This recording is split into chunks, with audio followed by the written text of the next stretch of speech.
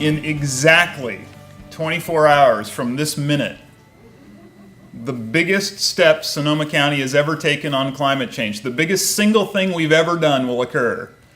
And Chair Gorin, who's sitting right there in about the fifth row, who's chair of Sonoma Clean Power, is going to plug in a switch. It's admittedly a prop. But the power will start flowing in Sonoma Clean Power. And with that change, over the next 12 months, just with the first 23,000 customers in our first group, we'll cut emissions in Sonoma County by 67,000 metric tons. 67,000 tons. And we're going to do that at a very affordable price of minus $6 million a year. We're saving $6 million a year while doing that.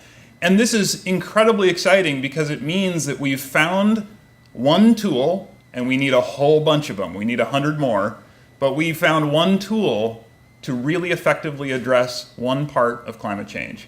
And this is starting to catch on. We're seeing this interest around California. Lancaster is getting a community choice program up and running. That's what this is called. How many people in this room attended public meetings and offered ideas, who sent in ideas, who worked for Sonoma Clean Power? I want to see hands. How many people were involved in this effort? This is more than a third of the people in this room had some involvement in bringing this to fruition. And I want to tell you about the story of how this happened. We've been growing this for 20 years. So 20 years ago, just about, the federal government issued an order to all the states that said, we want you to look at your power market. Half of that power market makes sense as a monopoly. You don't want 2 meters on your house. You don't want 2 sets of wires flowing through your neighborhood. You only need one. That's a natural monopoly. That makes sense. The other half, who's putting power into the grid? Who are those generators out there? Are we making that a competitive part of the market? Are we bringing the best that we can bring to that part of the market? And the federal government said, listen, to promote better competition, both for economic reasons and especially for environmental reasons, we want each of the states to take a hard look at this and think about making the generation side of power competitive. And so it takes a while, right? So in 2002, California passed a law that allowed community choice programs to occur. And what that meant was, for the first time, we had the right to form a locally run organization to contract for cleaner sources of power and to build cleaner sources of power. And so Marin jumped on board, and back in 2010, they actually got Marin Clean Energy up and running. And so MCE Clean Energy, is there anyone here from MCE today? Yes, awesome. And they were the pioneers. They really took all the slings and arrows, and believe me, there were a lot. That same year, there was an attack, so the monopoly utility really wanted to defend its turf, and they advanced a proposition statewide called Prop 16 that would have essentially made community choice programs impossible. It would have made it very, very difficult to start one, and it was defeated statewide, but really importantly, here in Sonoma County, we defeated it by 70% vote. And so And ironically, the proposition, had it passed, would have required a 2/3 vote to form a community power system. So we just voted. And here in Sonoma County, we listened. And what was fabulous about this county is the county itself, the water agency, the climate protection campaign, the Santa Rosa Chamber of Commerce, the business community, the conservative community, the liberal community got together. This is a very rare occasion, and it is awesome. So let's celebrate this. And we did something, and we started researching this. We started doing a feasibility study.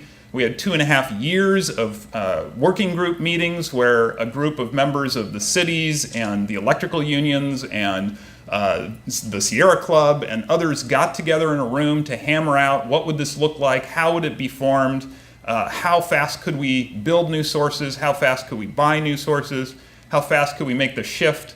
Could we make any new jobs? Could we do this affordably? All that transpired.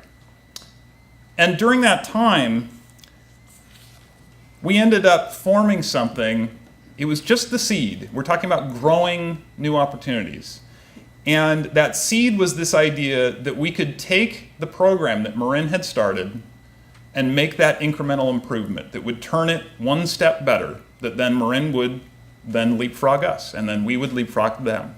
And then that would inspire Lancaster, and that would inspire Davis, and that would inspire Santa Cruz and the Central Coast, and that would inspire the North Coast, who's been calling saying they want to join our program.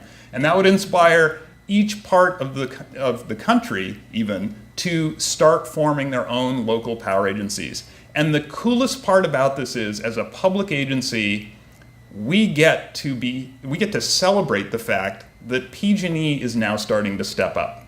PG&E is actually considering, for the first time, offering a 100% clean power option called their green option. They haven't put it on the table yet. That would never have happened without a strategic competitive threat from community power. And we get to celebrate that.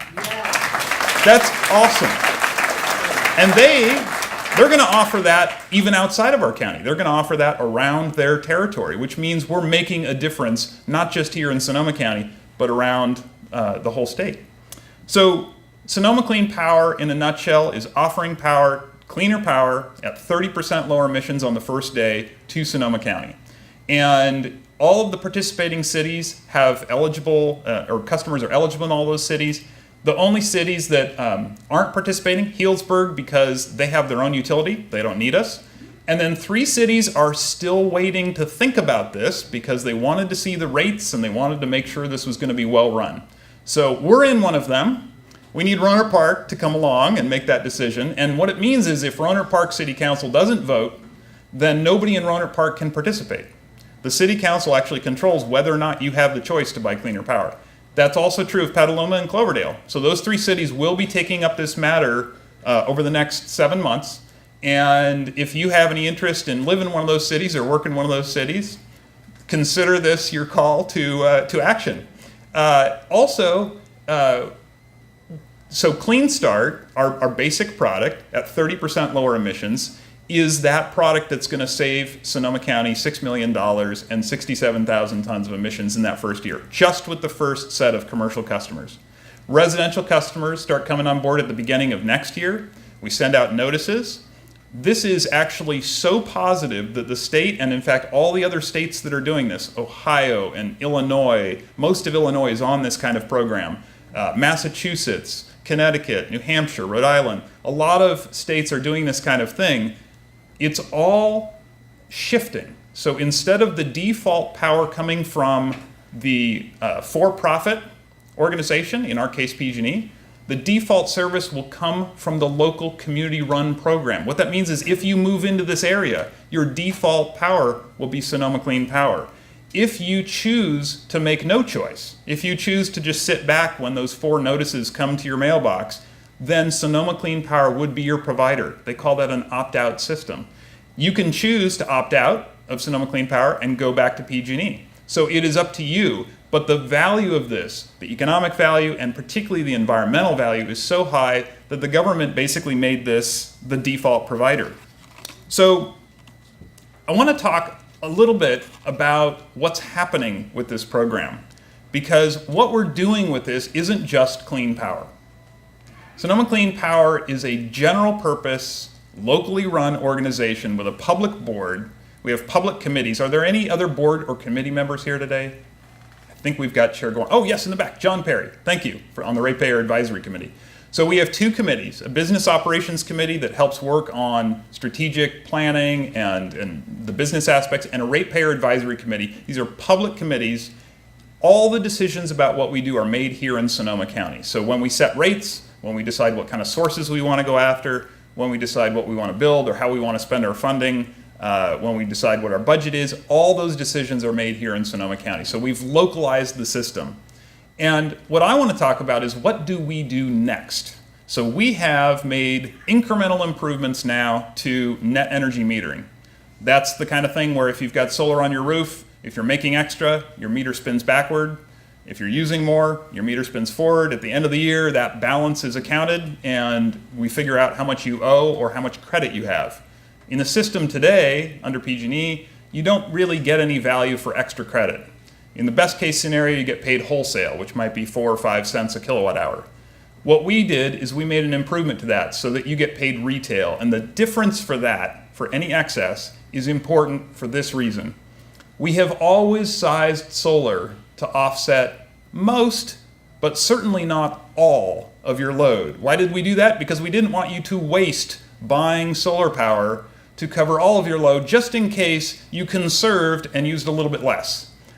That's idiotic. We should absolutely be encouraging people to size solar to offset all of their load, and if you accidentally conserve, or maybe on purpose, you should be compensated for the excess that you produce. So that's one minor thing that we fixed. So now we get to size solar in the right way. We're looking for other opportunities like that. So with feed-in tariff solar, this is for a wholesale provider. If somebody's got like a big warehouse and they don't have a lot of load, they can put solar on that roof and sell it into our system. We'll be the buyer. We'll sell it to you as a customer. And we get to help facilitate that transaction because now there's a market for your solar power. We're doing that as well, and that'll be up and running likely by July, August, probably at the latest, as a system for being able to participate in the market in a way that you haven't been previously. I also want to tell you about something that is even more exciting. So we have Clean Start, that 30% lower emissions, but that's a competitively priced product. It was designed to get the maximum participation. There's something else that we get to do though. When we were forming this, people said, well, we want something better. We don't want emissions. We want to encourage local construction of renewables. We want to encourage much better than just a little bit. And so we're offering Evergreen service, Evergreen being 100% renewable and entirely produced inside Sonoma County. This is the first time this has ever been offered in California, anything like it. It is totally local, 100% renewable, zero emissions, and we start with the Calpine geothermal field at the north end of the county. It's a baseload resource that is killer. When you flush your toilet in Santa Rosa, okay, bear with me, flush your toilet in Santa Rosa, it goes to a treatment plant, gets treated, gets pumped up the hill, down into a dormant volcano. Okay, this is volcano power. It heats up, it turns into steam, the steam expands, the expanding steam spins a turbine, the turbine makes electricity day and night, when the sun's not shining, when the wind's not blowing.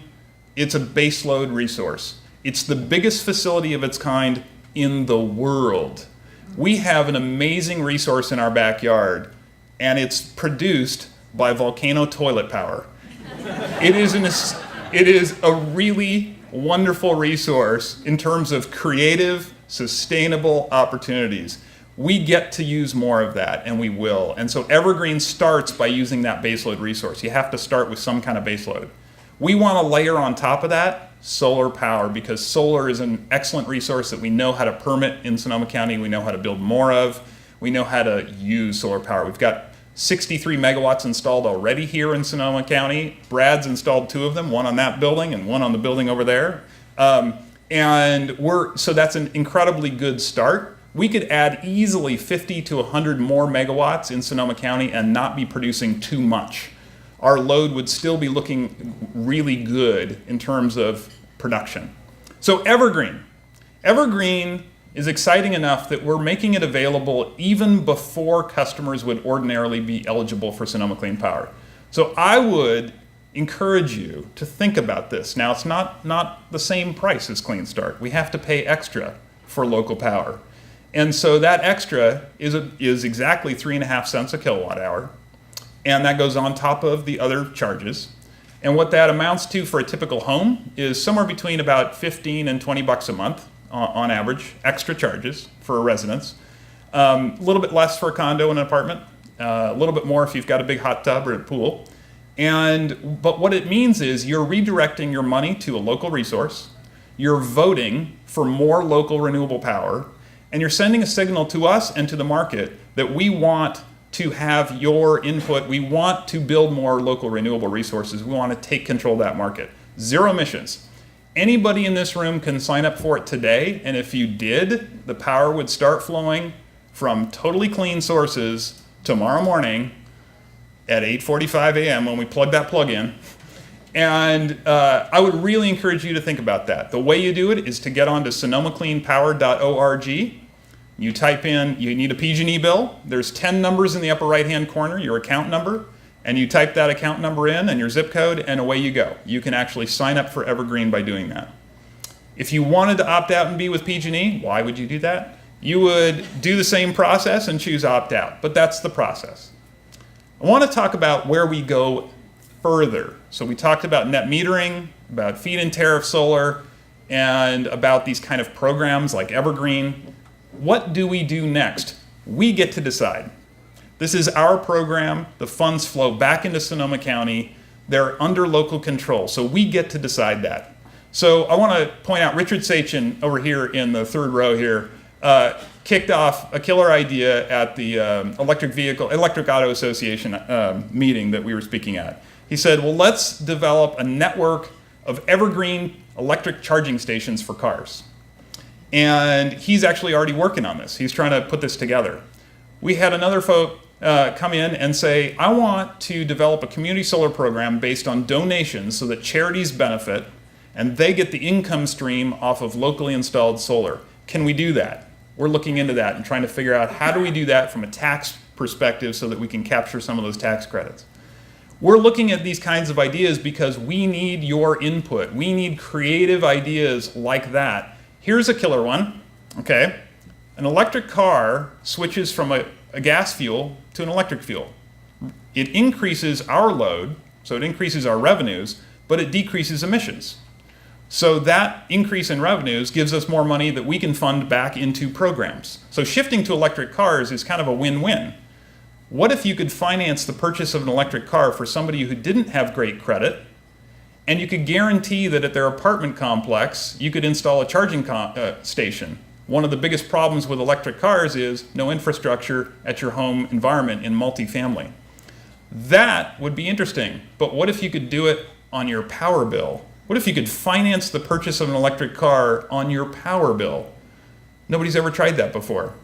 We get to think like that. I don't know if it's legal, but let's find out. So I actually want to take just a few minutes right now, because I got the 10-minute card already a minute ago, but I want to take a few minutes right now to generate some ideas in this room. I want some hands up. I want to hear from you about ideas, and then I want to encourage anyone who didn't speak to drop a note in our booth in the back. We've got a jar for further ideas. We are collecting these. We are analyzing them. We're trying to figure out what we can figure out how to proceed with, and I want some ideas today. So who's got an idea of what we should do next? Yes, sir. Better rebates for LED and other types of lighting, and Texas is beating us. That's shameful. All right, there was somebody over here. Yes, sir. We're going to reduce methane from like landfills. So we're going to take Nick's idea of reducing food waste going into landfills. Already a good idea. We're going to go further. We're going to capture the methane, produce some power with it, turn it into CO2, much lower greenhouse gas emissions. Rockin' idea. I'm going to repeat part of that because it's probably hard to hear in the back. So a conference that brings together private and public partners to figure out how to build local renewable resources affordably. That affordably is one of the key things. One of the hardest things that we have to figure out is what to do when the rules on net metering change. And those rules are probably going to change in 2017.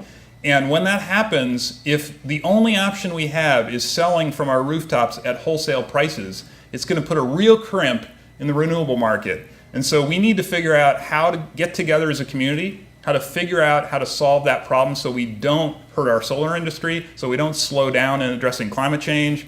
And this kind of conference idea, I think, is a terrific one. A couple more.